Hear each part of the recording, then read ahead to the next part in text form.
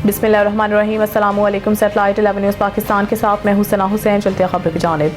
Colour सईदान तहसील reporter Abdul अजीज़ पाशा की report के मुताबिक मुमताज़ मुस्लिम लीगी रहनुमा और मारूफ समाजी शख्सियत अलहाज मोहम्मद असलम बानी के छोटे भाई ठेकेदार मोहम्मद यासीन और चौधरी हमजा यासीन के वालिद मोहतरम की रस्म चहलम की एक रूहानी और पुरवकार महफिल का एहतमाम इनके रिहाइश का मोहल्ला मासूम नगर पुलिस स्टेशन कलर सईदा में किया गया। इस महफिल में इलाके के मौजूदीन सियासी समाजी शख्सियात अहले इलाका अजीज़ कारब और दो सहबाब की बड़ी तादाद ने शिरकत की। महफिल का आगाज़ कुरान मजीद की तिलावत से हुआ, जिसके बाद मारूफ रूहानी शख्सियत साहबजादा पीर उमर फारूक गुलबादशाह सजादा नशीन दरबार आलिया मोड़ा शरीफ रावलपिंडी साईं मोहम्मद अब्बास ऑफ चकराली शरीफ और इलामा गुलाम मुस्तफ़ा सियालवी ने खिताब करते हुए मरहूम ठेकेदार मोहम्मद यासीन की शख्सियत और इनके अखलाक और साफ पर रोशनी डाली। दोनों उलमा कराम ने कहा है कि ठेकेदार मोहम्मद यासीन एक अजीम इंसान थे जिन्होंने अपनी ज़िंदगी शराफत मोहब्बत और इंसानियत की खिदमत में गुजारा। इनकी मुस्कुराहट मिलनसारी और इंसानों से मोहब्बत की वजह से वो हर दिल अजीज़ बने रहे।